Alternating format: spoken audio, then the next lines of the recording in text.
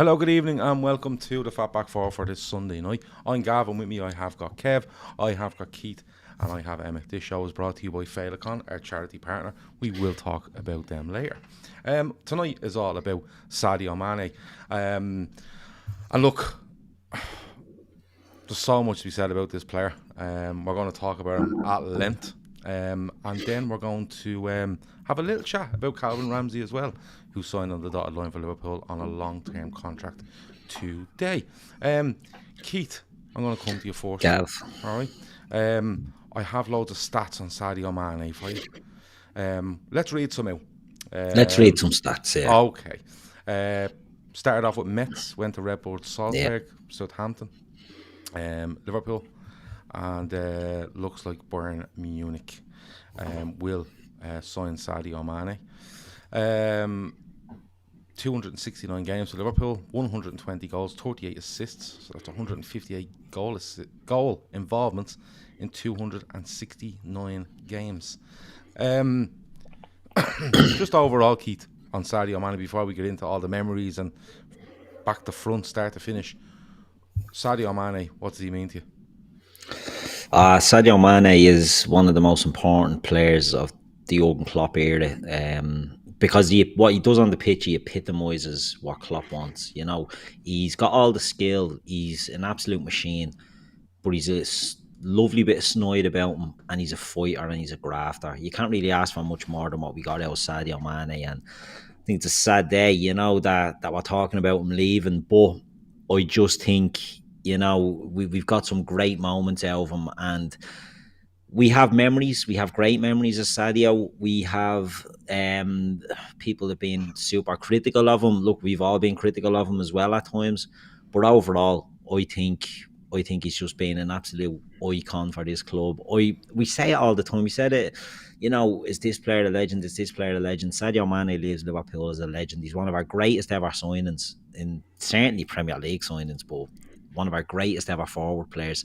Sad to see him go, but I'm glad it's going on terms that are a little bit more palatable for the fans. You know, he's not saying that, and he's going, he wants a new challenge. He's going out of the Premier League. So be it. He's going to a great club. He has an opportunity at a great club. We're getting a few quid from him. I just think everybody can be happy on this deal. Well, sad to see him go. There has to come a time when players do move on, you know, and we've got the best of Sadio Mane, in my opinion. And it's just the way it's playing out. It's the first major Klopp player that's leaving. You know what I mean? Like, people can say, you know, Chan and Genie left on frees, and, you know, other players have come and gone. Divock has just recently gone, but he wasn't a mainstay, and Sadio is a mainstay. He's one of our greats, and he's moving on. Like I said, he's going on good terms, and I'm glad about that. And not frustrated, but sad to see him go. And hopefully we can move on without him, because that's what football's all about. Do you know what I mean? He moves on, good for him, but we move on. No player's bigger than the club, and I'm just glad that it's all being done in a sort of a friendly enough way. Yeah, like, Emma, I'll come to you. Honours for Liverpool: 2019 Premier League Golden Boot, Champions League 2019, European Super Cup 2019, FIFA Club World Cup in 19, 2019 African Player of the Year, Premier League 1920, AFCON 2022, AFCON Player of the Tournament 2022, League Cup 2022, FA Cup 2022. Like, it's 6 years, and he's just won it all. Just like Emmet. And, you know, people will say, oh, you know, he's only 30, we should give him, like, there's an argument there that you should give him a contract. But then again, when it comes down to what the money is, we don't know. We don't know the ins and outs of it. You will hear stuff like he wants a different challenge, which is absolutely fine. But Emma, like, when you look at the honours he's won at Liverpool, you can argue whether you'd like to see him stay, or the club should do more to keep him staying. But overall, when you look at what he's done at Liverpool and what he's achieved at Liverpool, you have to, if he's going to go, he goes with, it has to be everyone's blessing. He's just been so good for Liverpool Football Club. Yeah, look, and Keith kind of said as well, the type of player that he was, he always left. He never kind of came off the pitch without giving 110%. Yeah. And yeah, he owes us absolutely nothing. I mean, we've essentially got our money back from him and got probably the 6 best years of his career out of him. So I hope it is a case that he wanted a different challenge. I'd hate to think, and it's something that I've thought about over the last few days, is like, why would you, and you hear a lot of pundits say, why would you want to leave Liverpool? And you just hope that it wasn't because there has been an awful lot of love and an awful lot of paper pages and social media posts written about Salah has to sign a new contract, but no one was ever seemed to be too pushed about Sadio. And I just hope that he didn't kind of feel left out and not loved, because there was a stage maybe 2 years ago, if you asked Liverpool fans who would you sell and who would you keep, it would be sell Salah, keep Sadio. And even this season, based off what you saw at the start of the season, it would be keep Salah, sell Mane. But then the end of the season, he was unbelievable. Absolutely unbelievable. But no, look, he owes us absolutely nothing. On that stat that you said, the Golden Boot in 2019, I know everybody hates when people say this. I think he shared it with Salah and Aubameyang. But out of the three of them, he was the only one that didn't involve penalties. I know you still have to score penalties, but they're on a plate. So realistically, he was the winner of that Golden Boot. But yeah, look, he's like our generation's John Barnes or Ian Rush, one of those. He will go down as a John Barnes or an Ian Rush to a certain generation. We've been lucky enough to see them all. But my little lad's good. When I told him, absolutely good. He absolutely loves him. But yeah, he is a club legend. I think the word legend is bandied about a little bit too much these days, but there was nothing else for him to do. He's part of the squad that brought the first Premier League title or the first league title in 30 years. I think they all should be legends. And obviously Sadio played a massive part in that as well. I mean, I was just a little bit sad. 90 goals, you would have liked him to see to get the 100. He is a kind of a 100-goal player. And the other downside as well Premier League was 90. Yeah. But in terms of not getting kind of that farewell from the Anfield during one last game for people to actually show their appreciation for him, a bit sad that you don't get that. But yeah, an absolute legend, and yeah, gave everything to the club. Kev. Gav, sorry, can I cut in before I go to Kev? Sorry about this, Kev. There's a comment there I just want to talk about. It's from Jono, and he's saying, Key, can we stop with this? He wants a new challenge. That's bollocks. He would stay if he gave him a world contract. What challenge is it in joining Bayern Munich? Jono, Bayern Munich, one of the biggest clubs in world football, whether you like to admit it or not. Bayern Munich are looking for a new main man to replace Robert Lewandowski. Sadio Mane has an opportunity to go to one of the biggest clubs in the world and be the main man. That's the challenge. Whether he win Bundesliga, he will win Bundesligas. The challenge is to try and win Champions Leagues. So, we can spin this about the club not giving him a world contract. It's not that. He's going to a big, huge club. It's not like he's taking a huge step down. Right, Liverpool, the best club in the world with Man City at the moment, you can say. But Bayern Munich are no mugs. So I just wanted to, Well, before I come to Kev, right, when it comes to these contract things, people seem to talk with an awful lot of certainty when they're talking, and there's no certainty in it. Like, I'm not going to sit here and tell you that Sadio Mane doesn't like Mo Salah, so he wants to leave. I'm not going to tell you that Sadio Mane was offered 400 grand a week by Liverpool, but he wants to go to Bayern Munich. And I'm not going to tell you that Liverpool, basically just turned around and went, no, enough's enough, Sadio, we want you gone. Because nobody knows any of this.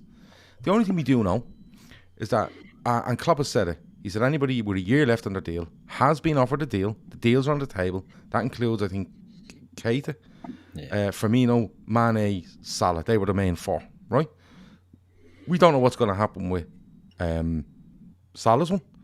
Keita's been rumoured that he will sign another deal. And when it comes to Mane, the only thing I've seen out of Bayern Munich is that they're offering him colossal amount of money. Colossal. Somewhere north of 300 grand a week. Now, Sadio Mane may want to stay at Liverpool, and he may go, but I just can't sign it for that. He may want a new challenge, and the money is very appetising, and Bayern Munich are very appetising as a club. I've read somewhere that some of his family live in Germany, but I don't know how true that is. So we actually don't know. So all we can do is take it on face value Sadio Mane is leaving the club. Okay, he's agreed to sign for Bayern Munich by all the looks of it, and the deal will probably be announced tomorrow or Tuesday, right? And all we can do is say how good Sadio Mane was for Liverpool. Now, I've said this before on Salah, and I've said it, well, particularly on Salah. Until we know the numbers, if Salah walks away at the end of this season, or the upcoming season, and let's say, for argument's sake, Salah is on 200 grand a week. I don't know exactly he's on. I don't look these fucking things up, right? But say he's on 200 grand a week, and it comes out at the end of the season that FSG have offered him 210 grand a week. You go, that's fucking ludicrous, right? But if it comes out that they've offered him 300 grand a week, okay, you kind of go, well, it's 300 fucking grand a week. And when you look at the bonuses that you have on top of them, although the bonuses aren't as big, I don't think, on these new contracts, you get more guaranteed money. But I think you can still earn around the same. It's just they are cutting, or they are committing more money to your contract. So we don't actually know what's going on. And I keep saying it. Until somebody comes out and tells you the numbers, you cannot make an informed decision on it. You simply can't. And all I want to do here tonight is, you might be happy that Sadio Mane is going. And when I say happy, I mean, yeah, you know what? Fair enough. 6 years, he's been brilliant. He probably wants another challenge, or, you know, he mightn't be offered the contract he wants. But let's just celebrate Sadio Mane. Let's not get into the politics of things that we haven't got a fucking clue about. Let's be honest. We do not have a clue about. And anybody that tells you they do is lying, right? Because the numbers aren't out there. And the numbers aren't out there on the Salah deal, as much as people talk about it. They simply aren't out there. Kev. Evening. He is I believe he's the man that lit the touch paper on Jurgen Klopp's Liverpool career. I think he's arguably the most important signing he's made. Arguably. When you look at what Klopp was looking for at that time, where he wanted to get Liverpool to, and how big a job Sadio Mane done in getting them there, and then in turn Salah and Van Dijk and Alisson and stuff like that. But overall, I think he's just been a joy to watch. I think he's brought us some of the best memories we've had as Liverpool fans, and I'm 40. I think he's brought us some of the best memories as a Liverpool fan going. I mean, the first time I took notice of him was when he was at Southampton, and he got that 3-minute hat trick, and it made me stand up. It was towards the end of the season against Villa at home. It was a 6-1 win, and it was an early kickoff because I can remember being at home. It was a Saturday afternoon, and there was nothing else on. So I thought, look, these kind of games, Southampton against Villa, nothing on it. It could be one of those games. It could be an absolute belter. And then here he is, popping up in the middle, and he just goes bang, bang, bang. Wow. And then I started, I've seen him through the season, but he'd been scattergun. He'd been very hit and miss that season. He went about 4 months without scoring a goal. It was very hit and miss. But then you start looking at him, and you see how quick he is, and you could see what we were missing. And I remember at the time when we signed him, he was the most expensive African player that we'd ever signed, or that in the history of football. And the amount of people online who were fuming, they were like, he's not worth this. Why aren't we signing X, Y, and Z player? Mario Götze, wasn't it, that we were going for? Yeah, but £34 million from Southampton. Here we go again, back to Southampton. What the hell are we doing? We're signing all these players. And as it turns out, Klopp wanted him at Dortmund 2 years before, while Klopp was at Dortmund, and he met him. I was reading this, it was an article in The Echo, if anyone wants to check it out. Klopp said he met him, baseball hat tipped to the side, gold streak down his hair, 22 years of age. He's like, I'm not able for this shit. I can sign one forward, and it has to be the right one. I had a gut feeling, and I just went in a different direction, didn't take him. And after a few months, he realized he got it so badly wrong. He said, if I get the chance to do this again, I'm definitely going to take it. Along comes Michael Edwards. Jurgen, we got a chance to sign this kid from Southampton's side, Sadio Mane. What do you think? Yes, please. And he arrives at the club. Lots of people weren't happy. And he scores in his debut against Arsenal in a 4-3 win. crazy game. And it was a typical Sadio Mane goal where he chops onto his left foot and curls it around the keeper. And away we go. It's like, this is what we were missing. We were missing pace, and we were raw pace. And he was seriously rapid at that time. And as he evolved and as he developed, I think he's the most versatile of the forwards that we have at the club. He's he can do everything. I think he's slowed up in recent years. He's not as dynamic as he was, but he's given everything. I mean, I echo what the lads have said. I watched his 100 goal clip on YouTube. His 100 goals.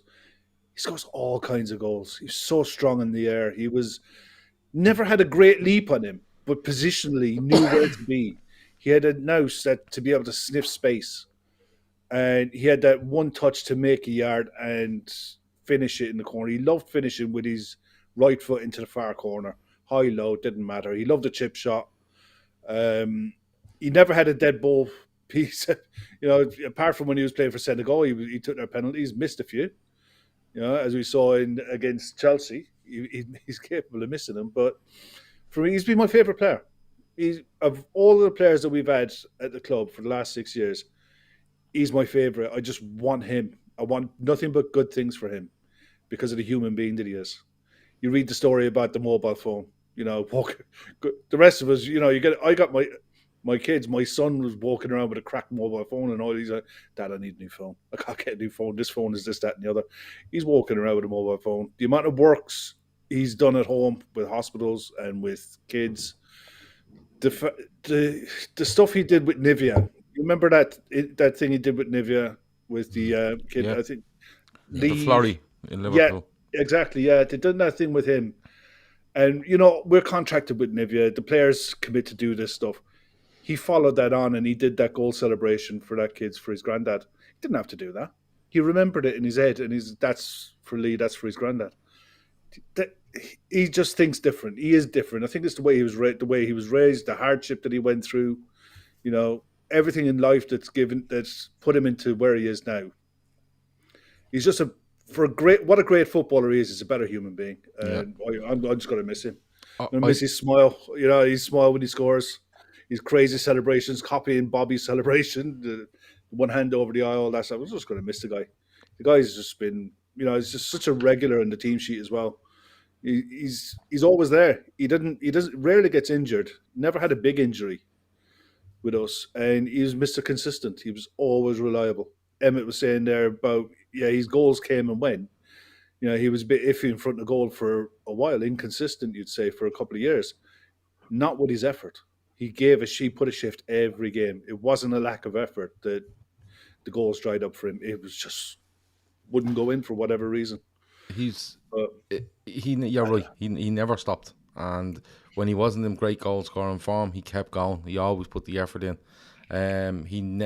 You could never say Sadio didn't work in a game. You could say, he's missed a chance here or a bad pass there or his touch is off, but you would never turn around and throw it at him that he didn't try. Keith, Kev's talking about there when Klopp talks to him when he's at Dortmund, you see him at Southampton, but where did he catch your eye? Because he caught my eye.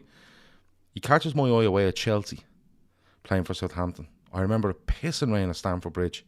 This is around, it's probably the year 15, 16. I think it's the year Leicester win the league, I think. And they play away at Chelsea, and I think they win the game 2-1. But Mane terrifies them, and off the left or right. And then what happens is Southampton end up sticking him up front for the last 15 while they try hold out for a win, and he's just running. I think Terry is still at the club. He must have been, and he's running Chelsea all over the shop. And I went, wow, he is a fucking player, this lad. Just the pace, the directness. Every time Southampton got the ball, he was an outlet. He was literally going just put it in there and I'll go after. And he really caught my eye then. And I really wanted him at 30 million. He was close to signing for United, but he ends up signing for us. But where did he catch your eye? Because the hat-trick probably does, but it's the Chelsea away for me. Yeah, the hat-trick is the one that really stands out. But, I mean, if you remember back then, Liverpool were doing a lot of business with Southampton, and there was the running joke, that we'd only signed from Southampton. And so whenever they had anybody with a bit of class about them, you'd what half thinking that Liverpool would be after him. So he was one that you'd always sort of keep your eye on Southampton and see what they have next. But he was always a player that looked dangerous. But when you're coming in from Salzburg, it was big money that he went to Southampton for, relatively. And he goes in there and you're thinking, he's very raw. Well, he is very raw. Can he do it in the Premier League? But even then you could see he was a fighter. Do you know what I mean? And he was a worker, even in Southampton. And, you know, it's one of the things really that caught my eye. I love players that'll dig in, forward players that dig in and scrap. Right, they have to have a bit about them as well, but I love the ones that really dig in and scrap, and that was what stood out for me again with Mane. And I can't remember what exact game it would have been, but that season at Southampton, because we'd be watching them, because we'd be sort of doing our business with Southampton, and to be honest, because he was heavily linked with Manchester United all that season. Yeah, looking and he's in that January going to United. Yeah, and then it didn't really materialise, and then when it came to the summer, it was like, is he gone? But I think we signed him late July that season. But didn't he say that there was a deal in place? There was a deal in place with United for him, and it just never got over. Supposedly he says there was a deal in place to go to United. He was, and then Klopp called, and he decided he was going to Liverpool.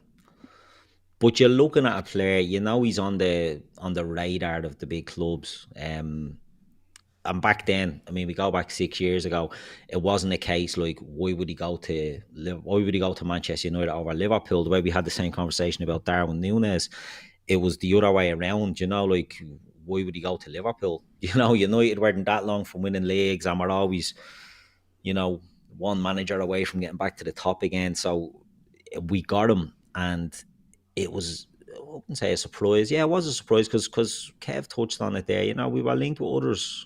We were linked with Mario Götze. That's who everybody wanted.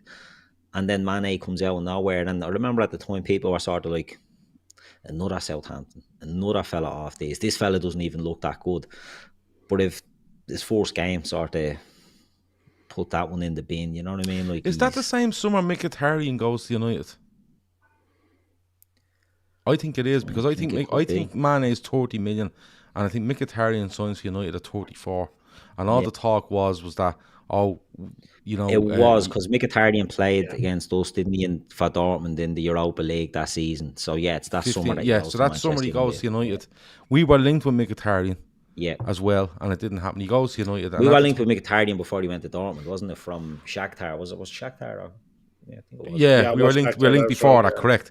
And he goes to Dortmund, and then what happens in that summer is United are heavily linked with Mane. Mane ends up going to Liverpool. They sign Mkhitaryan, and all the talk was like, United have pulled the fast one on Liverpool here, because they've literally spent a couple of million more. I think it might be 34 for Mkhitaryan, but it was around the same ballpark.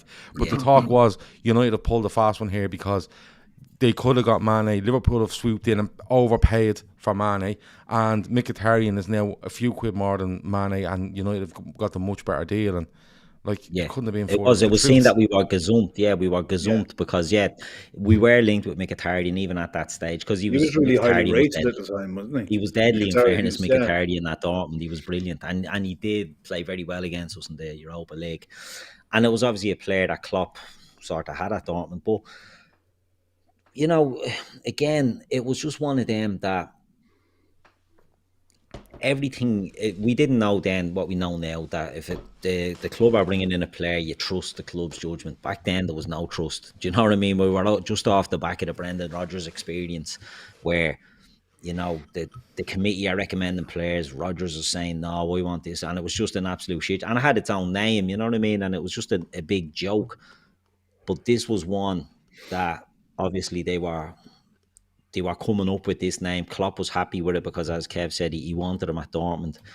And it just, from day one, you look at a player and I don't know, because I wasn't overly worried about him, to be totally honest with you, but fans that maybe were worried, you only had to look at that Arsenal match when he gets that goal, and it's like, okay, yeah, this is a player. This is the sort of player I can get behind, because he was great. You know what I mean? He was raw, but he was great. But he was a fighter, and that's what you want. That's, like I said, I can't say it enough. I love that type of player, and he just looked, as a right winger, he looked like this is the one. And we'll move on as his career goes on and talk about how he moved his positions. He could do it all, but it looked to me like, yeah, this was the one for us. And eventually, who had we signed before that? We'd signed Lovren, we'd signed Lallana, we'd signed Klein, and who? Ricky Lambert. So we'd signed these players from Southampton, and he was going to be another one. You know, none of the boys, unfortunately, really lived up to it. Lallana was okay, but injuries killed him. Klein, yeah. But everyone thought this was another one. This is the next one from Southampton to really flop. Liverpool might as well buy Southampton the money they're giving them, but it wasn't. It was the first big Klopp signing. It was the first. I know we signed Matip that summer as well, didn't we? I think we signed Mane first, actually, didn't we? Matip was a free transfer. Yeah, Wijnaldum comes in that summer. Wijnaldum definitely comes in that summer. But these are the big pieces that are starting to get put into place, and it was a building block for what was to come. And I just think, you know, Sadio Mane, Kev touched on the mobile phone and the work he does back in Senegal. And it's something that a lot of, certainly the African players do. I mean, I remember DJ Drogba used to do it all the time as well when he was at Chelsea. In fairness, he pumped a load of money back into his village. But it shows an awful lot from a player, you know, that he doesn't, not that he's not selfish, but that he works hard, but he gives it back. And even from a football point of view, you know, he, as Emmet said earlier, he went out on the pitch, he walked his bollocks off, and he left nothing out there. And what more can you ask for?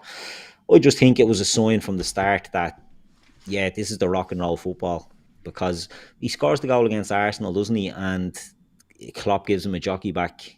Yeah.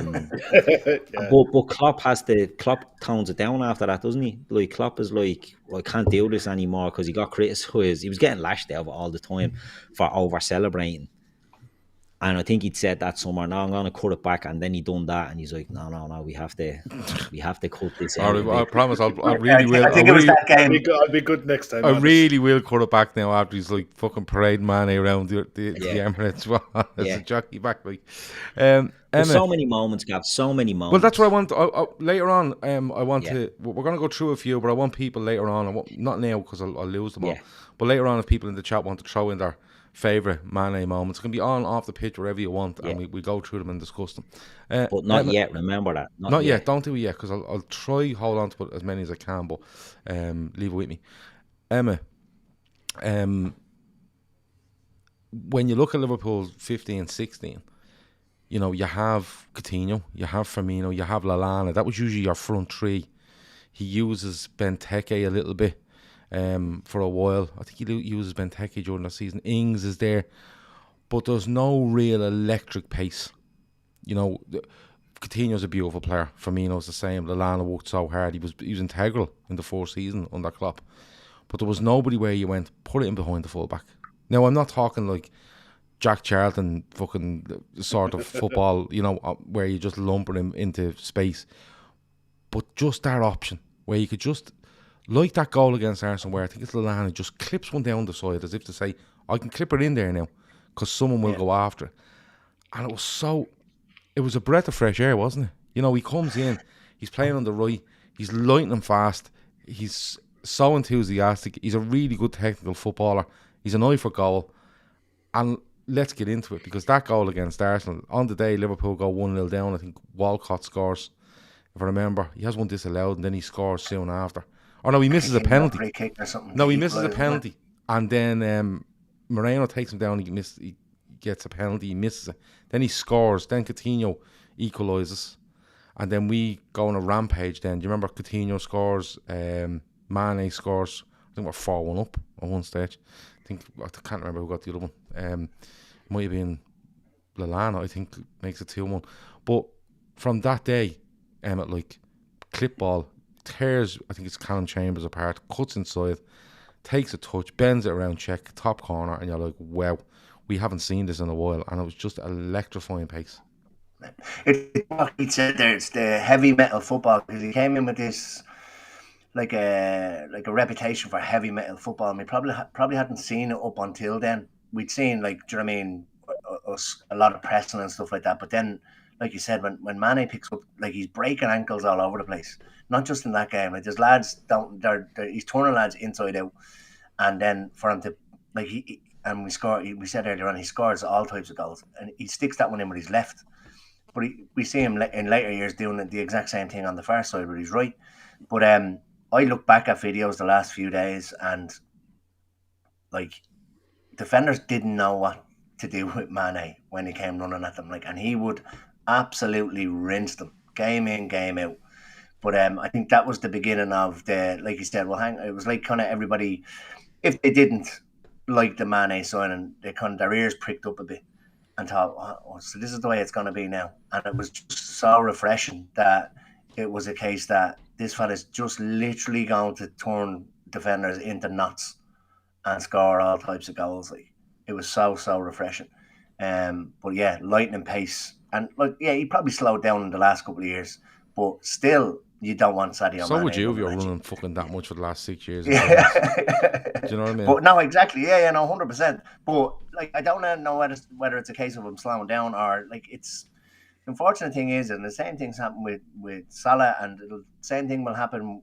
You've got maybe about 1-2 seasons where defenders and they just can't figure you out, and then eventually the game is up. They probably double up on you, on your side, etc. And you're kind of forced to nearly adapt what way you play. But nobody knew how to handle Sadio Mane. Nobody wanted him running straight at them, and that's just what he did. Like I said, with the videos, he was literally running straight through people, and his strength was another massive part of his game as well. Like, to be defenders swinging out of him, and he's holding the ball up and just turning them, and it's what else can you say about him? He's absolutely an amazing player, and will be sadly missed. Kev, you look at that season, and I think Liverpool are they top going into January, or they're fairly close to it. And he goes off to the AFCON. Do you remember? If I remember right, and I'm going completely off memory here, by the way, because I had to look up what season that goal against Everton was. I couldn't believe it was 17-18, or I think it was 17-18. Because it doesn't feel like 5 years ago, whatever. But Kev, it showed how important he was to us, and not how we tailored our game just to him, but what an impact he had. That, and if I remember right, that first season, I think we're close to the top of the league when he leaves for the AFCON, and he's gone for about 5 weeks, I think. The build up to the AFCON. I don't know how far they go, but I think he's gone for about 4 or 5 weeks. Could be 6 or 7 league games, wherever it might have been.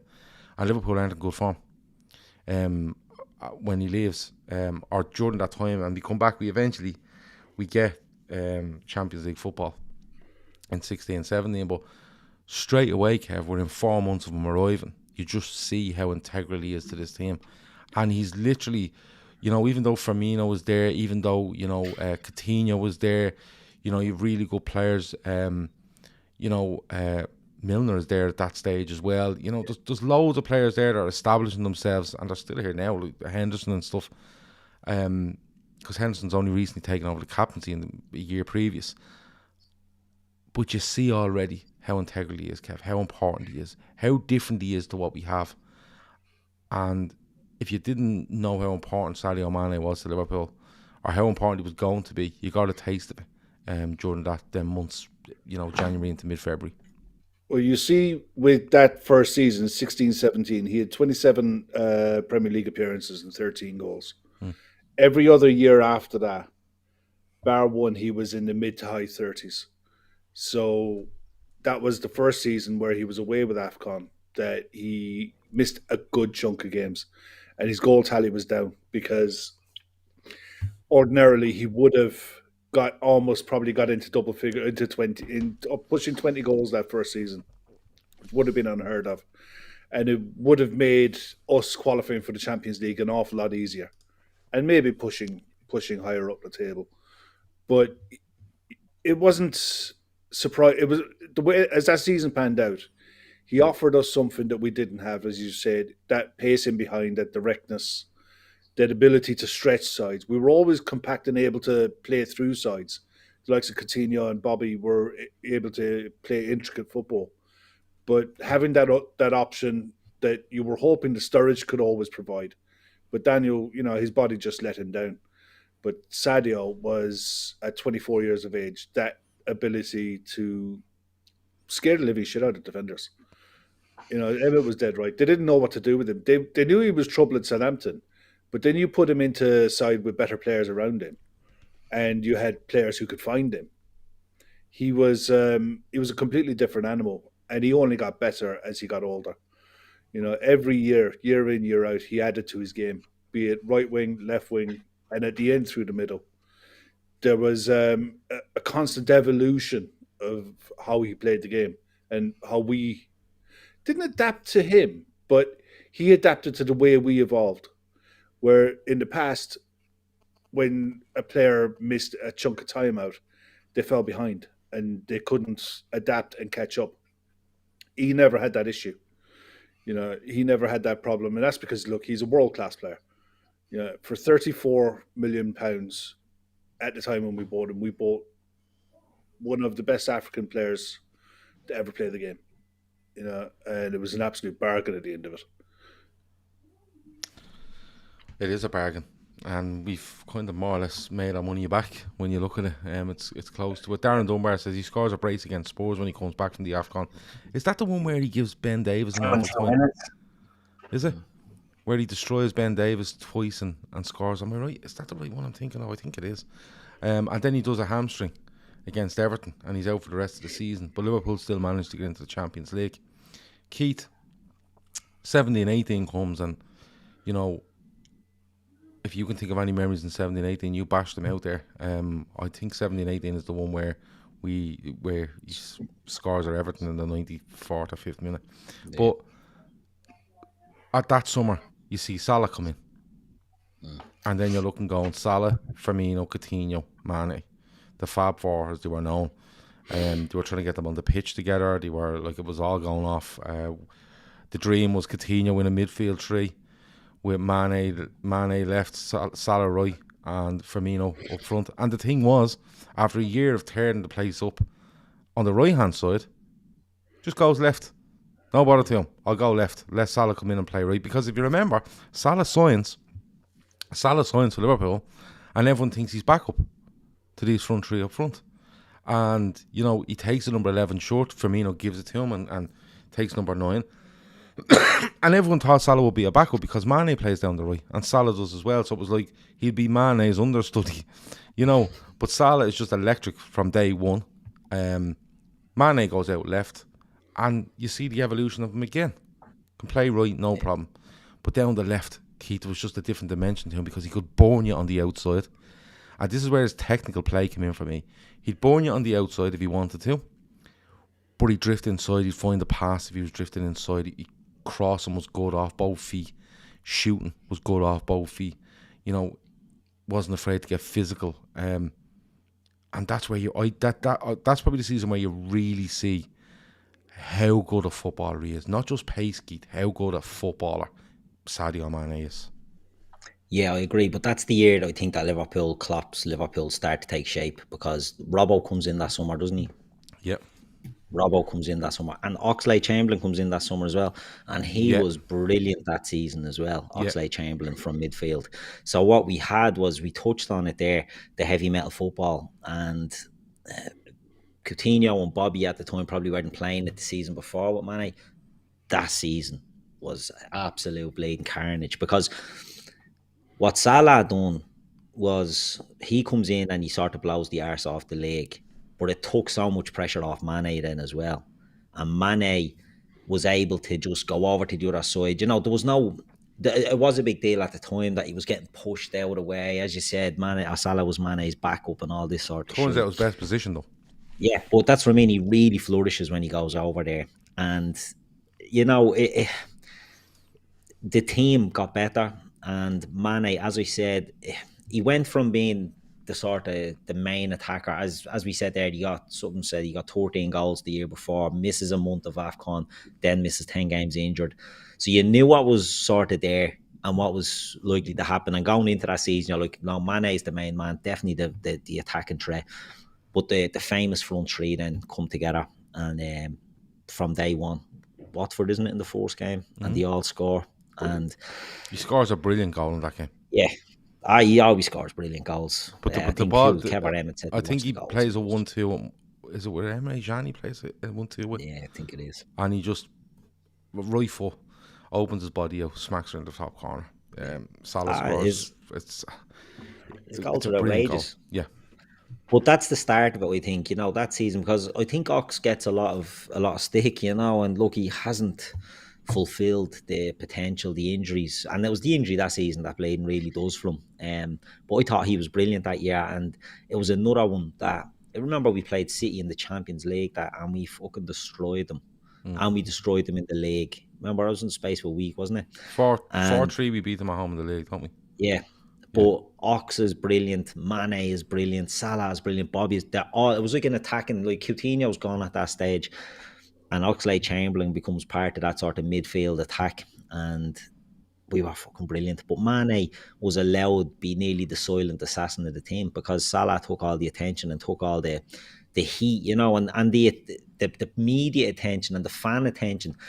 But you're looking at what he's doing on the left hand side, and you're like, this fella hasn't dropped a beat since moving over there. And some people can get their nose put out a joint. Mo Salah comes in, he takes Bobby's number, as you said. Well, Bobby gives up the number, but Sadio's moving his position, and you're like, I don't know about this. Is Mane going to be, he's only in the door. Is this going to put him out of his nose out of joint? No such thing. He just gets down. As you said, I think he plays his best stuff. I don't know if I'm going to touch on it, but I'm going to touch on it now. His partnership with Andy Robertson was absolutely brilliant. It was fucking outrageous. It's probably the best partnership of the Klopp era. And people say, well, Trent and Mo, I prefer the Robbo and the snidiness There's more of a 3-man setup, I think, down the right, whereas these two boys would just let run free on the left. Yeah, and there was a bit of menace about them and a bit of snide. Remember the World Club Championship? Loads of snide, yeah. One fella is kicking lumps, isn't he, out of Sadio, and they're going off the pitch, and Robbo saying, don't worry about that. I'll have him when we get back out. Don't you worry about that. And then he kicks him up in the air. I just love that partnership that he had with Robertson on the left. It was all just hard work, and I keep saying helter-skelter. Do you know what I mean? It was just teams did not know what to do. The other side obviously wasn't bad with Trent and Salah, but there was just something about it. Genie as well, actually, when he was playing on the left-hand side of that midfield, was brilliant in that as well. And you just felt no matter what game you had with those two, no matter what type of game, they would flourish in it. If it was a mad kind of end-to-end game, you knew Robertson and Mane had the engine.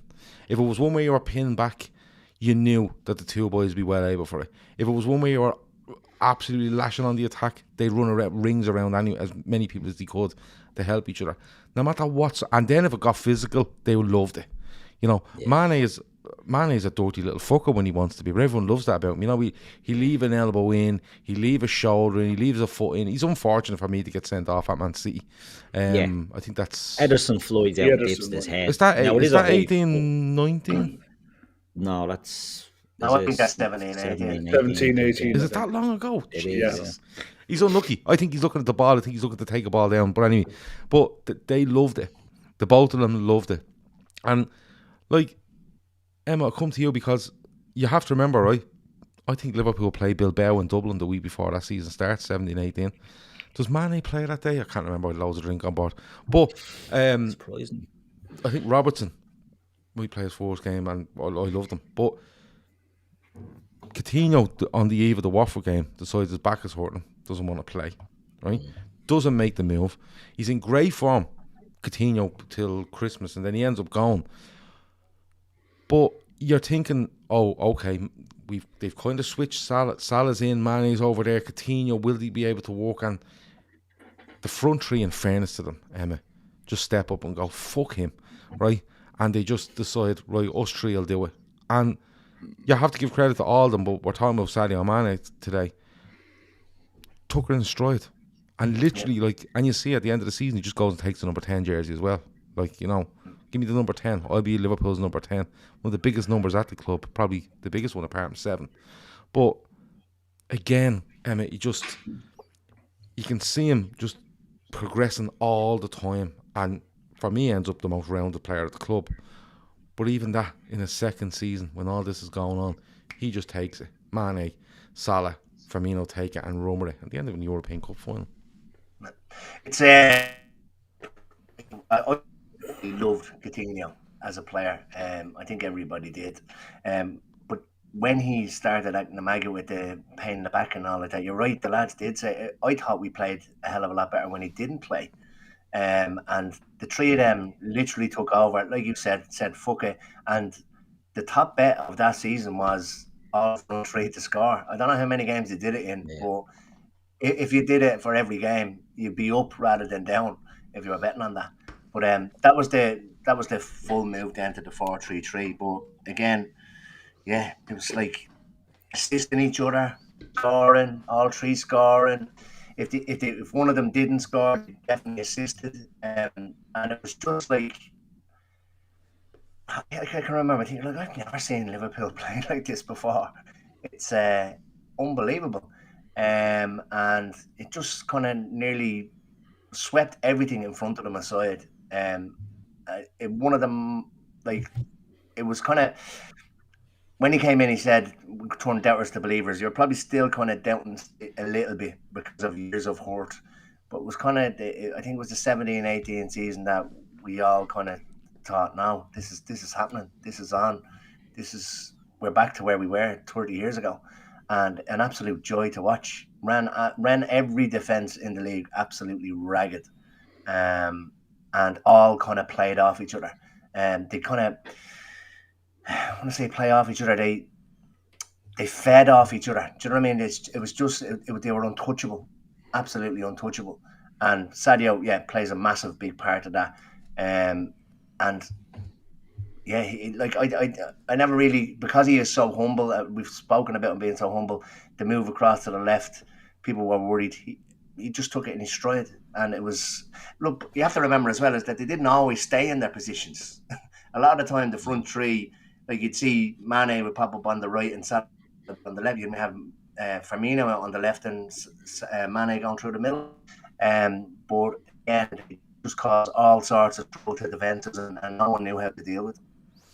That was the start of the corners, wasn't it? When opposition team would get a corner against us, and we'd be going, we're and going to they score shit themselves. Because we were like leading a pack of wolves waiting for the knockdown because we knew. Didn't that kick off against Arsenal? Arsenal, yeah. Where Arsenal, Bellerin just takes it. Was it Bellerin? I think takes too long, and Salah just nips in and runs the half the pitch and scores and like that. Yeah, you're right. When teams got a corner, was that the one where we do West Ham as well in the kind of orange kits? That was that season. The orange kits was 17-18, wasn't it? Yeah. Yeah. There's a 17-18 where we break out against West Ham. I thought that might have been 18-19. Yeah, that was 18-19. Was it? Virgil, okay. Virgil was at the club. Enquiries was it now? Right. Emmet's internet is all over the fucking shop. I don't know. He must be on bleeding. He must be on Poundland stuff. He's on the Dicko internet today. But was it definitely 18-19? We do that to West Ham. Yeah, the orange kits were after Virgil signed. The orange kits were 17-18. And Virgil was there in 17-18. He comes in the January. I'm nearly sure we beat West Ham 17-18. And I think we break out and Mane breaks out from a corner. I have visions of Lanzini taking a corner, and then Mane just tears through the middle with it and knocks it off to Salah, and he buries it. And Salah gets 2 in that game, 4-0. But I could be wrong. Remember the one quick break with Shaqiri putting a ball across. That's later on. That's later on, yeah. But that was the quick, 2 big long passes and then the takedown. Was it Ox? Is it that gets the goal? Even was it? Yeah, I think Salah makes it 1-0 that game. I think Lanzini might get one back, but there's one there when Sadio then clips one to the back post to Salah, and he takes it one touch and then buries it across the keeper. Yeah. And Ox gets one, I think, as well. But look, I'm nearly sure that was 17-18, but I could be wrong. But he scores a goal in the European Cup final in 17-18 off a header from Lovren, and barring a goalkeeper that was concussed or whatever, he could have won the European Cup in 17-18. But in 17-18 is also the goal away at Everton. And I always remember that when it come up, I think 8 minutes of injury time or whatever it was, and you could hear the whole of Goodison going, oh, for fuck's sake, because Liverpool were absolutely hammering on the door. Yeah. And for the way it goes in, and it's a real striker's instinct. You know, Sturridge has a shoot, doesn't hit a great shot. I think your man's in goal. Is it Robles is in goal? Robles is in Yeah. goal, yeah. Robles And is in goal. it goes, it kind of dribbles past him, hits the post, but when you watch it back, Mane's 22 yards from goal when that ball gets struck, and he's like an absolute fucking rat up a drain pipe getting to it. And he knocks it in, the place goes berserk. It's just before Christmas. Liverpool fans are having a fucking great time. There's flares on the pitch. And it'll probably go down as, like, we'll talk later, I suppose, about, you know, what's his best moment and stuff like that, but that might be it. Bayern, Not for me. well, Not look, for you me. can pick your favourite But- moment at the end. Yeah, but it's up there for sure. He's got so many iconic moments that, but yeah, that one is definitely one. I mean, just to pick up from what you guys were saying about Coutinho and all that with the Fab Four, I think when he left and we improved, we realised how good we could be when he was gone, because he was such a defensive liability that we couldn't really secure enough clean sheets with him in the side playing the front three as well. And it wasn't until he left and we stiffened up and we gave license to the front three to say, go and win us games. And the three of them bought into it, hook, line and sinker. And like they were saying, they were assisting each other, scoring. They didn't give a shit. They just, winning games became an addiction for them. Scoring and assisting became an addiction. And while Liverpool became more controlling in games, these three seemed to be like They Klopp worked of harder. 15, 16. Yeah. You know, where it was mental. It was just that Yeah. portion of the team seemed to be just continue to be mental, while the rest of it became more functional and And controlling. they became so aggressive as well in their pressing. The longer they were together, they learned each other's trigger movements to a T. That it didn't matter who was in what spot in the pitch. Once one person went, everyone knew exactly how to funnel sides to where they wanted them to be, to retrieve the ball and go again. And we saw it over and over. The quick breaks, the quick turnovers into goals, the amount of 1-2s and tap-ins that all three of them got from just the hard work off the ball. And you can't do that if all three don't buy in. And if one of them has a chip on their shoulder by being moved out of position, it doesn't work. So the idea that Sadio had his nose out of joint because he was asked to move and he was, right, you got to accommodate the new guy, it just didn't exist. You know, people tried to create division and rivalries within the squad that just weren't there. Because if they were there, we wouldn't have been as successful as we have been over the last 6 years. It just doesn't work. Not in modern day football, not at the level that we've been playing out, but the points totals and the finals that we've been appearing in. That doesn't work if everyone doesn't buy in. It just doesn't. I'm looking here. It's actually the 20th of December 2016 he scores the goal against Everton. I had it down as 17-18, but I listen, I don't fucking know. There's that many things going on. I'm literally walking off memory. But look, 18-19, I think it's his best season at Liverpool.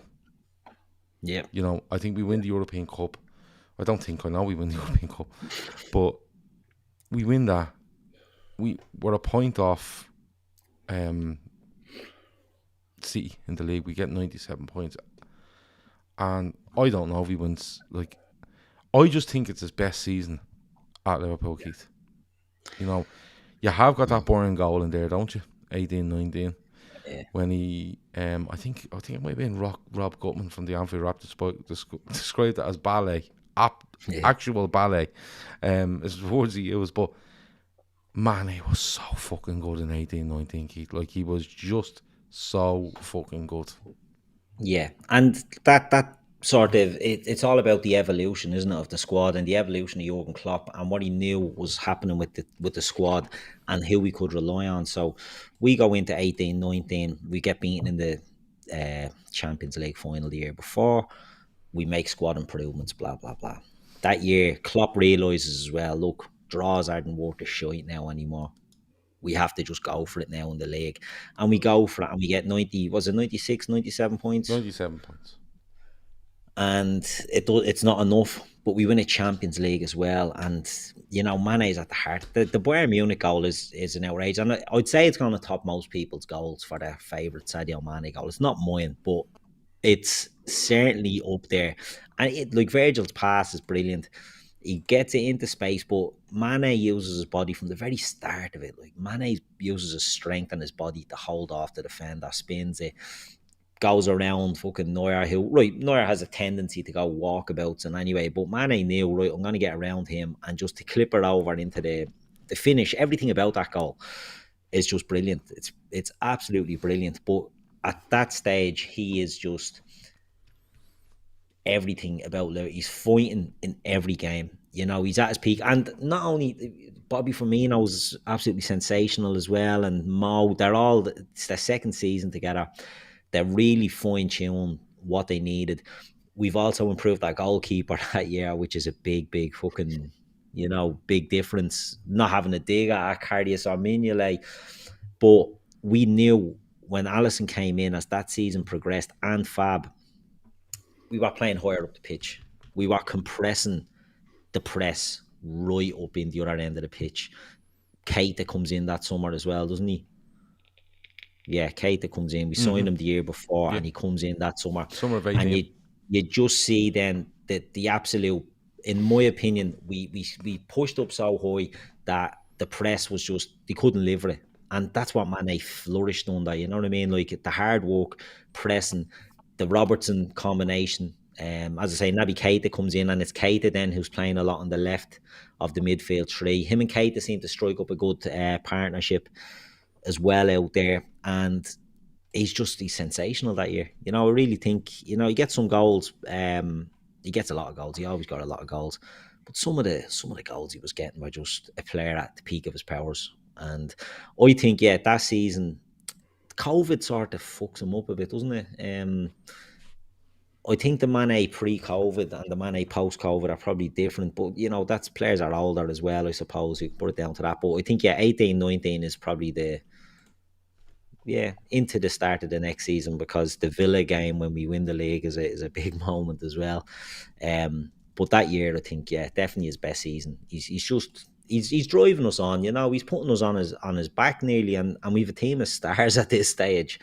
And he's the one that's got the fight, because you need someone. You can have all the best players in the world, and this is where over the years, like, Arsenal always fell down, because they had all these teams that could play ball, but they didn't have a fighter. They still don't really have it. They never really got that sorted out. And Manchester United as well look to buy superstars, but they don't buy players that have the onions that Sadio Mane had. But we had him. We had loads of them, but we had him. And he just carried the team. He pushed us through when we needed it, and he was just sensational that year. That to me is that was the peak. That was his Mount Rushmore season for us, where he just put his name up there in the pantheon of the legends. And yeah, great year for him. Great kits as well that year. Great kits, and like 4 cans were only a $5. Them years, yeah, before they brought glory days. Stuff, back in the glory days, yeah. And now they're selling 440 ml cans, 4 for £6, which is fucking ridiculous. But fill your car with them. I digress. No, I'm not filling. I refuse to put a 440 ml can anywhere near me. I think it's. I just one of the haven't great got words for how bad. Yeah, it's fucking outrageous. But you were saying that's where he peaks. I don't know. Peak's probably the wrong word. I think it all comes together. I think he now knows somewhere in his mind how important he is. I think he's fully aware of the responsibility he has to take for this team, which he does. I think he realises just how good he is and how dangerous he is. And not only how good he is and dangerous he is, but how good and dangerous others around him are, and how he can use that to his advantage. Because, you know, Salah quite rightly gets loads of plaudits and, you know, scores loads of goals and assists. But 18-19 for me, every time he played, I just wanted to see if Mane was playing and who was he up against. Because I fancied him. Even if Salah had an off day, Firmino had an off day, midfield was okay, but not really doing a lot because it was very functional midfield. Let's be honest, they didn't score loads of goals in midfield. It was all about wing backs and our front three. I always just watch for Sadio Mane. Who's he up against? What can we do to isolate him against this player? What can we do to give him a chance? And most times when you gave him a chance, he took it and he scored or he assisted and we win the European Cup, and I remember in the European Cup final, and I'm kind of skipping over the Bayern thing because I want to read out people's feelings on their favourite moments at the end. But the European Cup final, Liverpool are 1-0 up, ball comes into Mane, 20 yards in from the touchline, second half, takes a touch inside, goes by somebody, tried to bundle him off, can't do it. Another fella comes around, goes by him, then he just shifts it and puts it 20 yards in front of him, goes straight after it, gets it. What's he do? Throws a dummy, throws a leg over it, comes back inside. We end up with Milner having a shot that just goes wide, but that was all about. Liverpool are under a bit of pressure. What does Mane do? Takes it, doesn't lose it, commits players, bursts by them. And okay, Milner misses. But you can see Spurs going, all we need to do is commit one player in the wrong position here. This fella will absolutely destroy us. You know what I mean? Kev, 18-19, he comes away as European Cup winner. Yeah. He narrowly loses in the league, but even in the last day of the season, I think, doesn't he score last day of the season against Wolves? I think he does. I think as he well. might get But two actually. because he ended up with 22 goals, and it was joint top scorer with Salah and Aubameyang. Aubameyang, was it? I knew Aubameyang. The place. And he got African Player of the Year that year as well, which I think really boosted him. That he won it over Salah. Yeah, and it was there's bound to be rivalry without it being confrontational. The fact that he got that recognition that year for the year that he put in was only right and proper. He was outstanding. Yeah. It was his best season at the club. Yeah. Where Kevin Ball says he gets two. He does score twice in the last day of the season. Yeah. I'm in Liverpool for it, I think. Yeah. He scores two to get to share the golden boot. But like he's just different, and that's what I think everyone loves about him.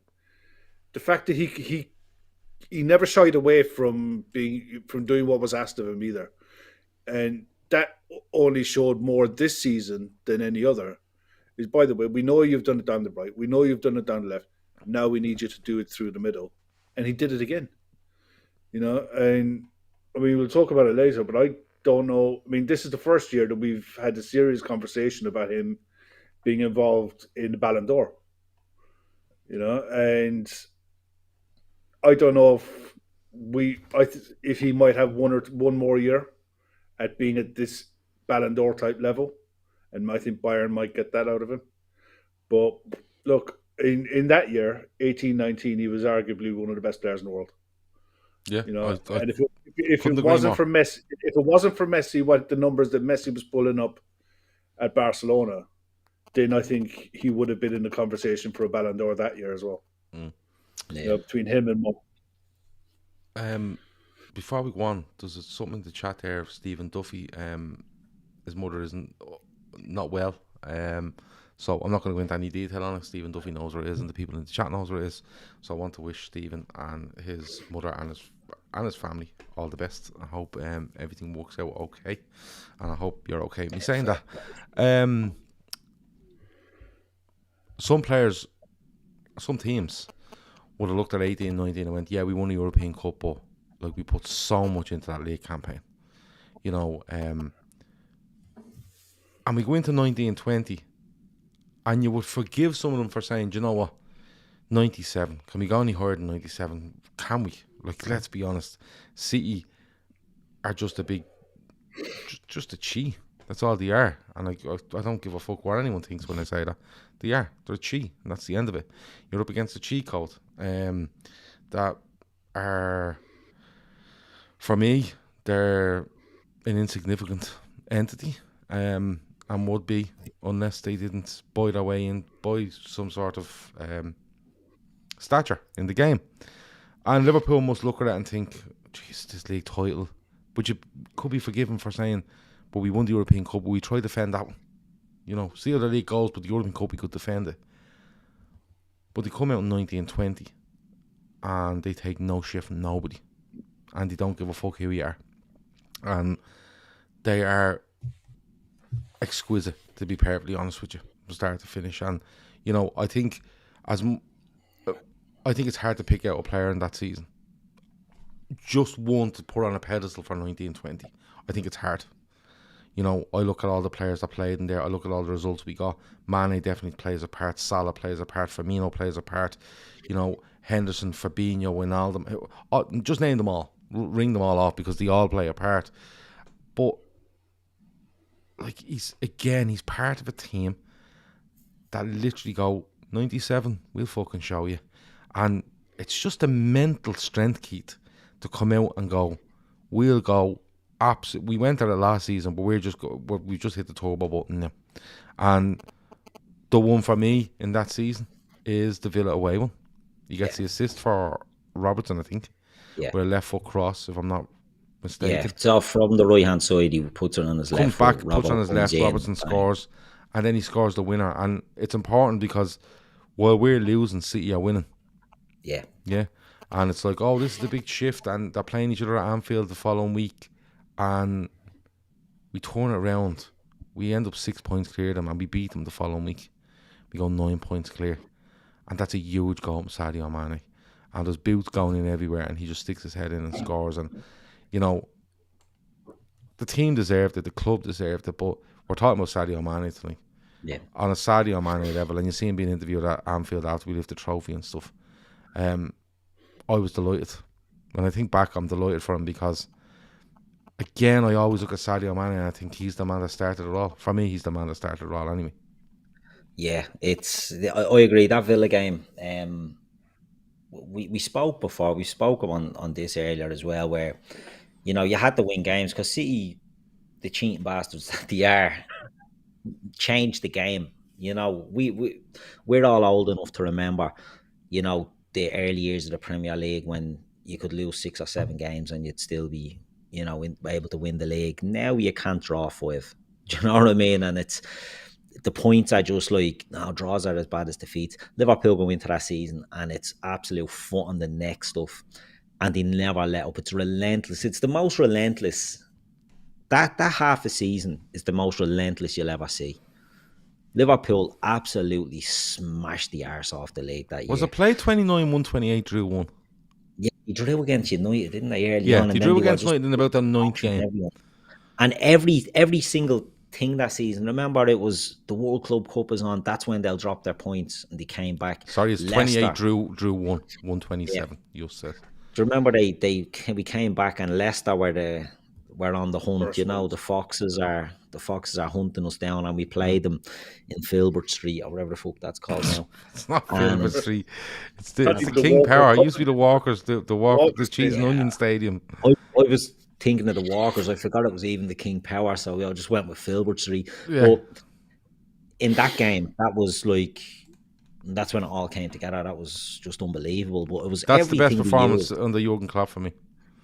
The most complete performance under Jurgen Klopp. Yeah. I get Barcelona, I get all that, but the most complete performance for me is that one away at Barcelona was just sort of on a knife edge, wasn't it? I know, but we literally arrived home from the Middle East that morning, and we get a train out of Lime Street, right? And we go up to Leicester, and it's like, I think we're about bleeding. Are we 12 points clear of them or something at the time? Yeah. And it's like, but if they win, they get down to whatever it is, and they just go out and destroy them. Yeah. And you see, man, well at the time as well. They were playing well, but you see in that game, good side at the time. But they were second in the league. But the funny thing is, like, if you look at Trent's goal for that, right? Who's the fella in the middle of the park looking for the ball? Who's the fella that lets it run by him and turns around and drives with it late on? Mane. Yeah. Plays it to Trent. Trent buries it. It's a brilliant goal. But just, Kev, it's a ridiculous season. Like, play 28, 127, drew 1. No, you never see it again. And the funny thing is, right? Play 28, 127, drew 1, And you have people trying to make an argument against this Liverpool side and the league they won. Did it matter? Yeah. Madness. They literally take the last 7 games off and finish with 99 points. It almost They essentially won the league then, didn't they, at Christmas when they beat Leicester? Yeah, we got beaten by Watford in the 29th game of the season. And people are like, oh, and we're like, but you fuck off, we're miles ahead. You know. I remember being in the chat at the time, and none of us would say it, that it was over, that it was done. We all might have subconsciously thought about it. I think it's the United one a couple of weeks later that seals it. Yeah. That's when they start singing it. But I remember thinking at the Leicester game, I was in the pub that night and I ran home doing a pod with you, Gav. Could have been the Skype days back then. But you just felt that the team at that stage, every hurdle, they were overcoming every hurdle. And psychologically and mentally, when you get over them hurdles, they run out of excuses and there was no way they were going to drop it. Yeah, there was a lot of mental scars that everyone suffered for, if anyone's going to find a way to balls this up, it'll be us. And I think the 97-point season put paid to that. But the fact that we went and did it again, after everything that we'd been through, just goes to show the mental strength, the character. And then the fact that they did it behind closed doors, where they didn't have the help from the fans. They didn't have, and you could see it in some of the players. And you watch the goal compilations, and you watch the goals during COVID, and you look back at it and you realize how fucking hard that must have been. Because even celebrating goals, Liverpool could have so hard. Liverpool could have not played after COVID, after we come back after COVID, and still won the league. That's how good they were. But it was just the fact that when they did it, when we came back and we won it, it was the manner of that season. I wish we'd have got the 100 points. We deserved to get the 100 points. That's the sickener for me. Yeah, but Kev, I always think of it as played 31, 99 points, 7 points on the lash, or 7 games on the lash. And do you know what? That sits okay with me. Because when people go, Liverpool never done 100. Yeah, but Liverpool were on the piss for 7 games. No other team has ever been on the piss for 7 games. Do you know what I mean? No one in the modern era has walked. We'd have done 108, in my opinion. Yeah, I always think if the intensity was there and they had to really push. If City had kept going, I think Liverpool would have done 108 easy. And they were a 108-point team, in my opinion, in 1920. So that means they would have dropped 6 points that season. That's scary, isn't it? It's you look back at outrageous. It is crazy. And we all talked last season about how the squad is the best squad we've had. That performance for the season that we won the league. I don't think you'll ever see that again because of the way football is going into the future. And that's not going to be the fault of any one club. Because I think there will be great sides down the years that will do great things. I think just the way the football in general is going, I don't think that will happen again. I think Chelsea have done 100, and I think City have done 100. And I'd argue. No, Chelsea haven't done 100. Chelsea haven't done 100. City are the only ones that done 100. I thought Chelsea done 100. No, Chelsea only done 90. No, I think Chelsea went very close to 100. They didn't do 100. No, they didn't. City the only teams to do 100. Okay. Anyway, I thought Chelsea did, but anyway, they might have done 98 or something, right? But I always had in my head Chelsea done 100 points. Anyway, I think that's one of the most comprehensive league wins you've ever seen, and Sadio Mane is involved in it. Sadio Mane, like at crucial points in it, Sadio Mane has a say. That Villa game away, he has a say. There's games throughout that he has a say. Is it 18-19 where he backheels? Is Chelsea's highest points. Is it 95? Okay, I don't know why I had Chelsea in my head at doing 100. Is it 18-19 where he backheels her over Ben Foster for the crack against Watford? Do you remember? It was against Watford. That's my favourite one of the whole lot. That was outrageous, just the audacity, and it wasn't a fluke because he did it into the ground. Oh yeah, he 100% did. He did it into the ground to get it over Foster. Or Alison wants to know how much you had to drink. I've only had 2 cans. No, that wasn't 8. I'm looking at it here, so it's the. And it was 1920, wasn't it?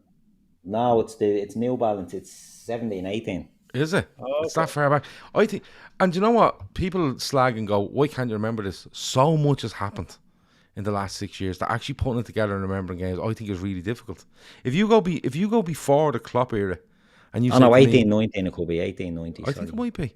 Yeah, we won the Champions League. Yeah. Yeah, Just says Liverpool 18 to 20, 196 points out of 228 in the Champions League, which is ridiculous. Orla says it was 18-19, where he back heels it. The Ridiculous. fact that you did that. Why You did did that I point have so- Chelsea up higher than 95? Don't know. Someone what must you just were told me that thinking. one day, and I That believe was that the Ancelotti Chelsea? Yeah, it was. Yeah. That's the best Chelsea That's side. the best Chelsea side ever. of all time. Yeah. I think it's a better side than 2004, 5, 5, 6. The Ancelotti Chelsea in 2010, I think it might have been, was ridiculous. Red Steve reckons it's 2 cans of those 440 mil. If someone brought a 440 mil can into my house, he'd be asked to leave immediately. So there you go. Feb 2019 is when he scores that back heel. But there again, there's just so much has happened. But if you go before the Klopp era and you say to me, "Do you remember that game?" Bam, bam, bam, and I go, "Yeah, we done this. We scored that. Who scored this? How the goals were." Klopp's years just seem to mould into one because we just seem to do so much shit against so many teams. You know, we've battered Watford how many times, Leicester, whatever it is. I think it's hard. But look, we win the title. We have to do it behind closed doors. We have to celebrate behind closed doors. And the year COVID comes in, I think Mane suffered badly with COVID. I think it's quite, it's out there that he's suffered badly after.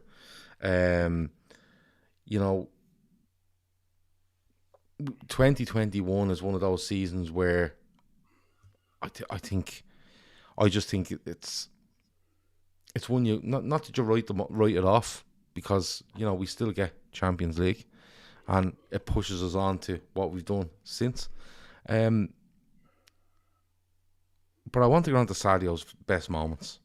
I think it's only fair to do it an hour and 20 minutes in. You know, last season he's okay for me, and then he decides he's playing centre forward, and he just decides he's going to be the best centre forward around, and he was absolutely brilliant. And Keith, before we go on to the best moments, just a word on him in the final season, because Diaz comes in, we're playing him on the fly, and he's really good. Jota's lost a little bit of form. Salah's out of form a little bit. Mane is huge for us, Keith, going and doing 92 points, and as well-rounded as he was in probably 18-19, where you'd probably think it's his best season, and you see the evolution of him, he just adds another string to his bow where he goes, "I'll just go front. I'll play centre forward. It's no problem to me." And we've always spoke about when Salah gets on in age, will he go into the centre? Sadio Mane looks to me like a proper fucking number 9 at this stage, Keith. And it's only a credit to him. It really does. And you know, again, I said it earlier, there's been times when he puts us on his back and runs around. And last season was one of them, because Mo Salah in the first half of the season, absolutely phenomenal. Now, Mane is good as well. He misses it. There's games when he misses fucking 15 chances and all that. We know there's been times when he's been a bit... What's your favourite game? What's your favourite game for Sadio Mane missing loads of chances? The Leeds one, when everyone lost their shit and he was bleeding, and he scores in it and all, doesn't he? But he scores misses at the end. About bleeding. My favourite is Napoli in the Champions League. Do you remember the Alisson hit save? Yeah. But Mane has about 14 Loads chances of to just decide I'm not scoring. We'll just Loads settle for 1-0 here, lads. But you know, there's a lot to be said for a player that keeps going. Do you know what I mean? 100%. And doesn't let it. You know, so centre forwards over the years, you see a centre forward that misses chances and they crumble and they carry that forward with the Mane. You never see him to do it. He just shook it off. But something that he does as well, Salah comes back from the AFCON and he's fucking broken, man, in my opinion. But Mane is the king because Mane wins the AFCON. Mane basically knows I'm the African footballer of the year. He knows he has a case to be the Ballon d'Or, because whether you like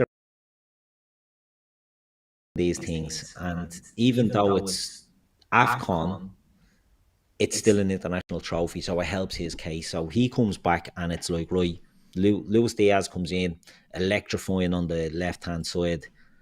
There is an opportunity to play Mane through the middle, and he just takes it with both hands, because like we keep saying, we've said it from the start, he's a fighter, he's a scrapper, he's a grafter, and I see the rest of his career, will be in that centre forward position, because he used to have the move, didn't he, where he'd come up on the left, he'd stand up the defender and he'd shake his leg, shake his foot. He didn't know which way he was going and he was going by them with that burst of pace. He doesn't have that burst of pace really anymore, but he could get it back, you know. But the transition that he's made into being a central striker, I just think he's absolutely brilliant. Something wrong with my sound. Don't worry about it. You can mute me. It's okay. But he's just been absolutely brilliant that he's able to change and not just fit in, you know, not to be carried. Every time he's changed, he's improved. But you know, that's just a story of Mane. And something as well, Laura Duffy said it in the chat earlier on about Mane going to Bayern Munich. It'll be less taxing on his body playing in the Bundesliga. You know, he'll win titles and he won't be under that pressure, and they'll have a winter break, and well, next year fucking all over the shop. And anyway, but the winter breaks he will have fucking first week of September or something. Yeah.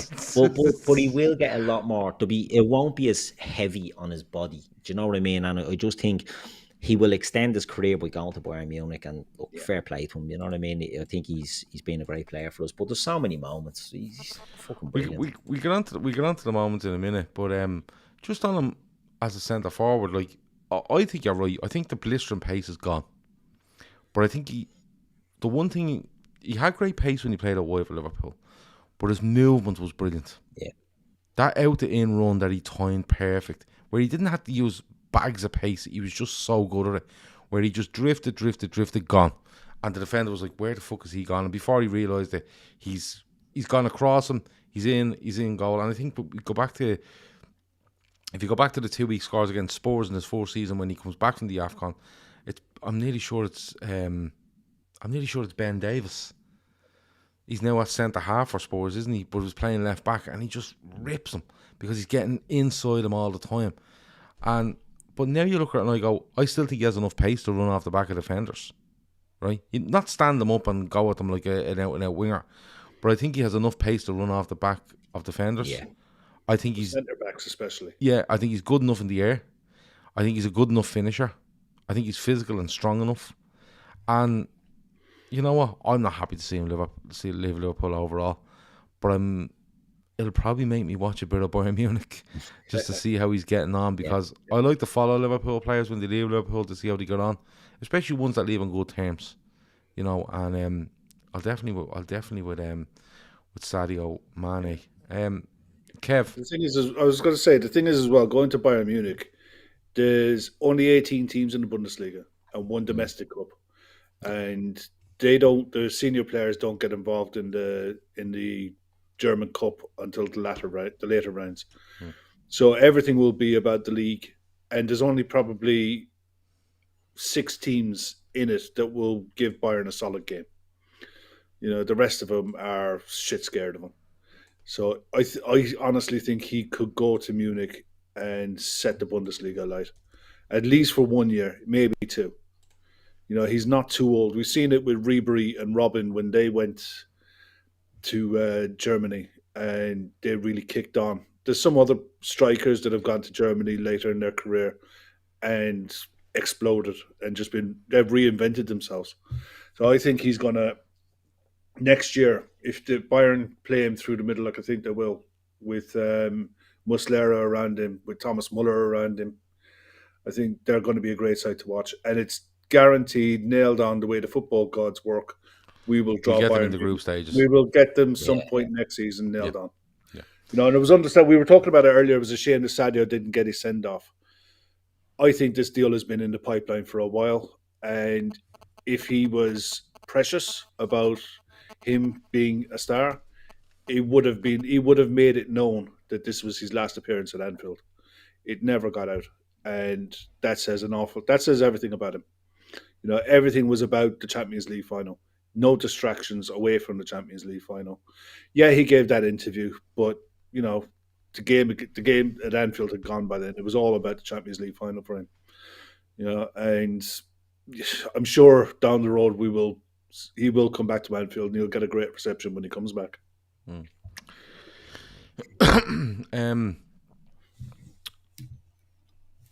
Favourite moments, because we're an hour and a half in, and so it's wait till we do the Bobby Firmino one, leading 3 hour job, that one. yeah. But your favourite moments, like, I'm not going to say anything.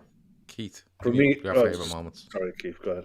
My favourite moments, my favourite goal of Sadio's is the Watford back heel, because I love goals that are not, you know, just an instinctive or a volley. There's a certain amount of luck and a smack from bleeding 20 yards or whatever and things like that. I love goals that there's a bit of something special about them. And that back heel that he scores against Ben Foster, and I know he thinks he was probably offside at the time, but the fact that he back heels it into the ground to lift it over him, it's just, execution is absolutely brilliant on that goal. And that's the one that always stands out for me as a goal for Sadio. The Bayern Munich one is more iconic, we know that.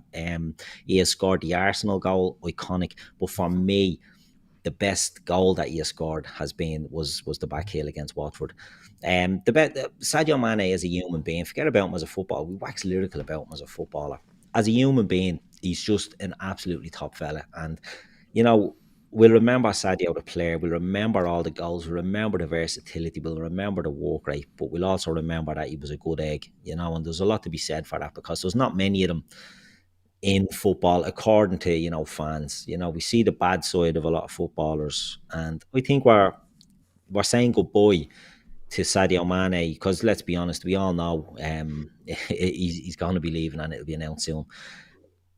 We're saying goodbye to a great fella and a great player, and I just think, as a humble fella, the amount of work he does off the pitch is as important as what he does on the pitch. And, you know, there's no one single memory other than that goal that I'd have up there, but just all around good egg. Kev, favourite moments on off the pitch, wherever you want. For me, there's a couple of goals. The Bayern Munich goal for me was just outstanding, because of the context of the game. The fact that we had a 0-0 at Anfield and we had to go over there and get a win, and everything about that goal was just sublime, you know. And the nous to be able to stop, turn, and chip was great. There was another one against City on his left foot. It was just on the edge of the box, and he just stood up. That's the 4-3 game. He just swatted it into the top corner. Absolute, have that. You ain't stopping it, and that was a great goal. And there was one this season, I think, just gone. It was a bicycle kick, and it was the most weird. Yeah, it was the most weird looking finish you've ever seen in your life.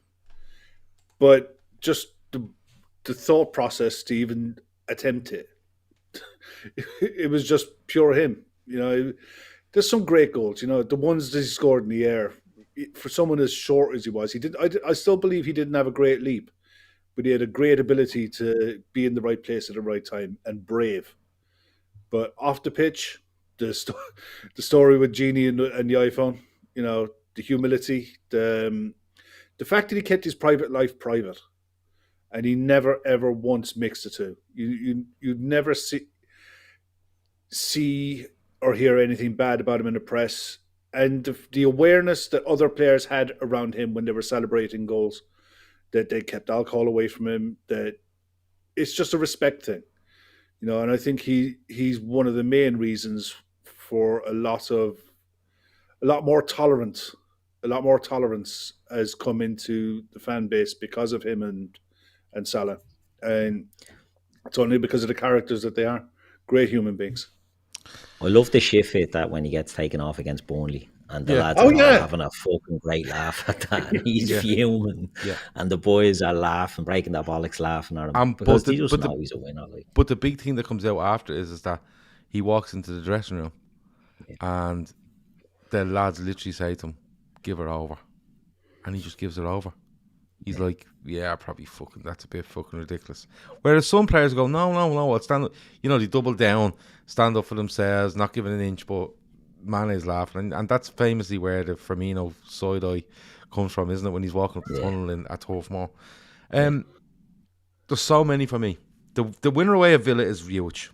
It literally stops the season dead in its tracks for me. Because Liverpool stay 6 points clear of City, go 9 points clear of them the following week by beating them, and nobody looks back after that.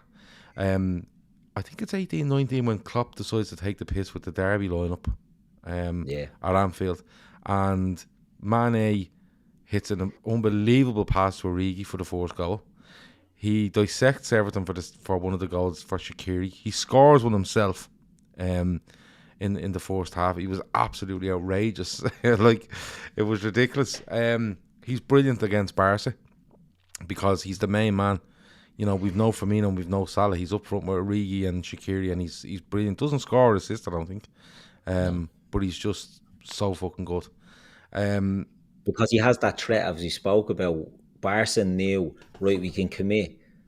We're probably not worried about Origi and we're probably not worried about Shaqiri, but we're fucking worried about Sadio Mane, so we can't commit too much, and that's what he gave you. The start of 2019-20, he's at the AFCON again, isn't he? And he turns up in Liverpool about a day before we play Norwich. I'm at that game because I remember him coming off the bench going, what the fuck's he doing coming off the bench? We're 4-1 up. Comes on, runs around like a lunatic. The thing that he does with Nivea is absolutely brilliant. It's with Timo Tierney. You'd hear him the odd time on the Anfield rap. He does a lot of work down at the Florrie in Liverpool.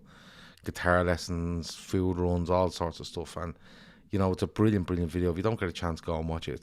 It's one of the best videos you'll see. But like Kev said earlier, he asked this guy what his celebration is, and he tells him, and he does it.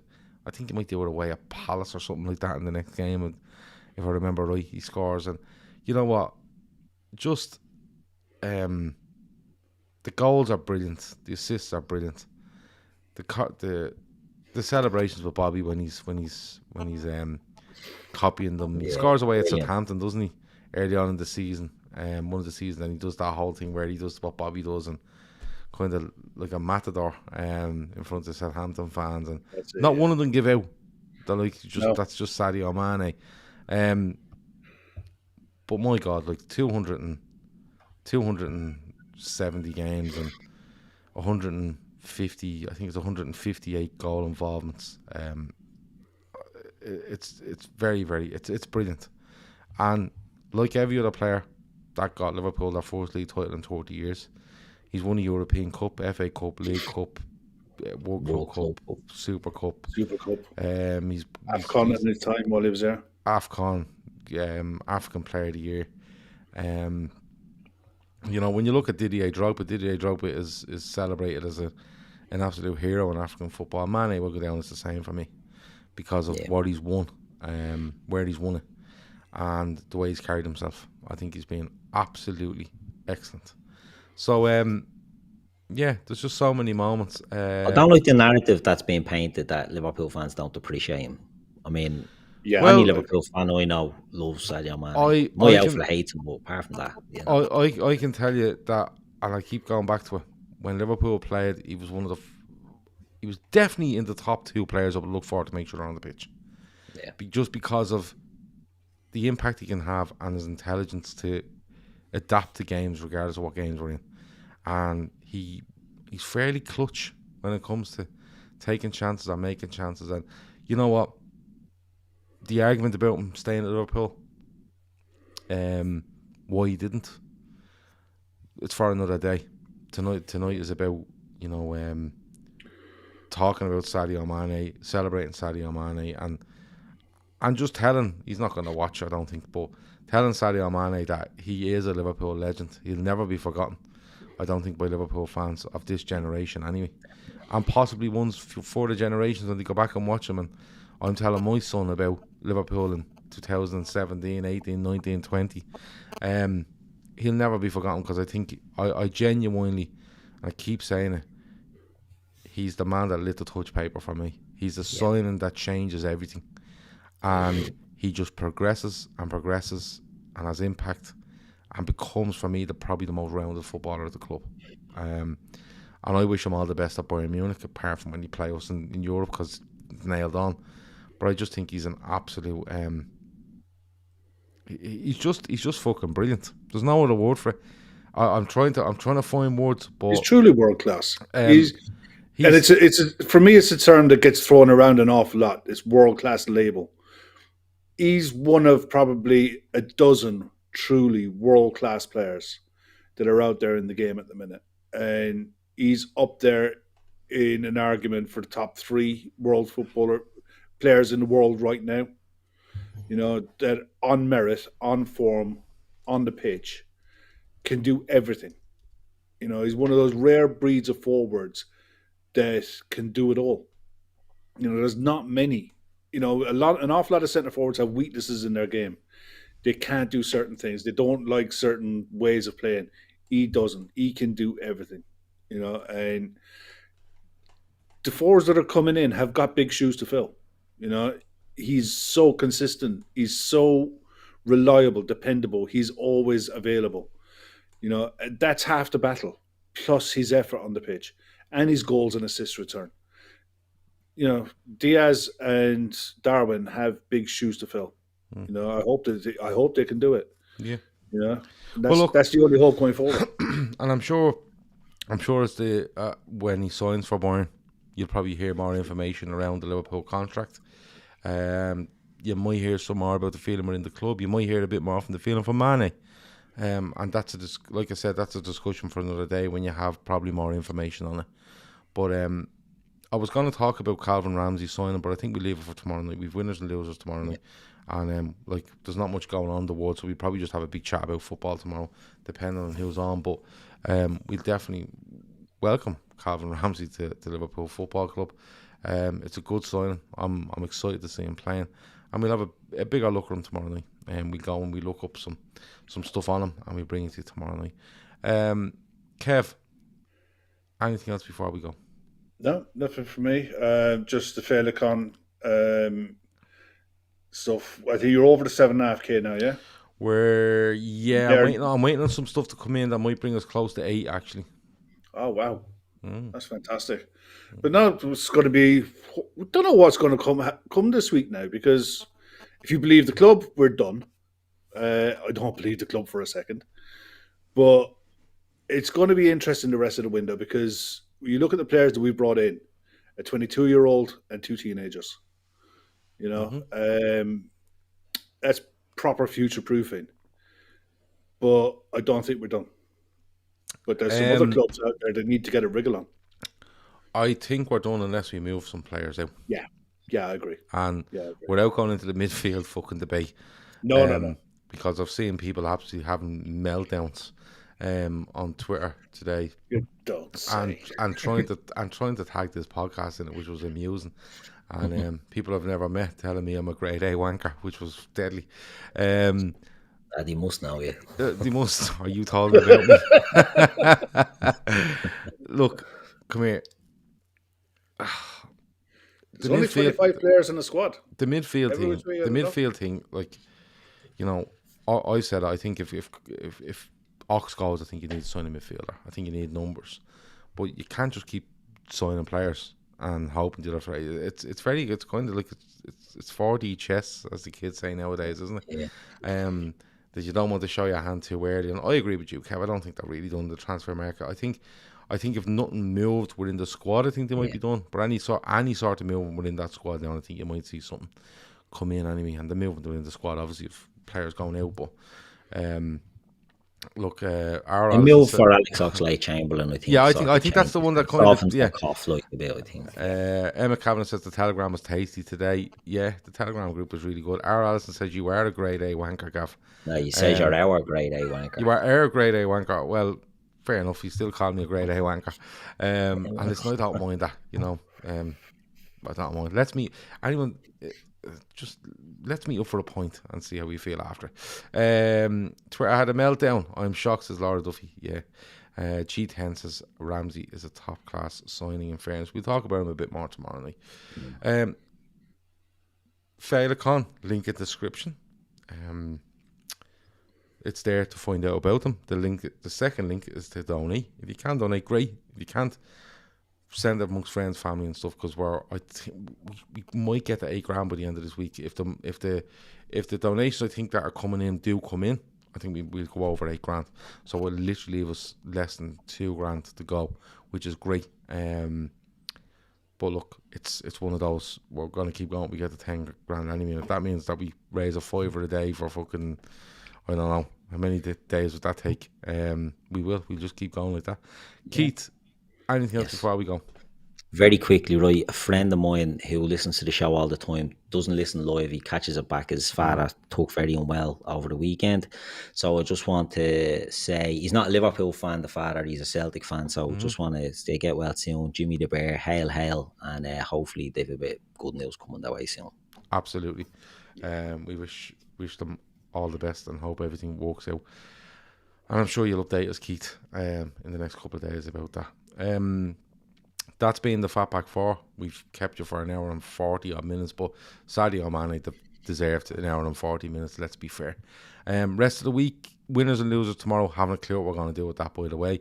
There will be a transfer show on Tuesday, of course, covering Liverpool and all other clubs that we can find stuff out about. No transfer knowledge, it's called, so don't come in looking for, like, we know what we're talking about. Or scoops, yeah. The only scoops we have is cans. Yeah.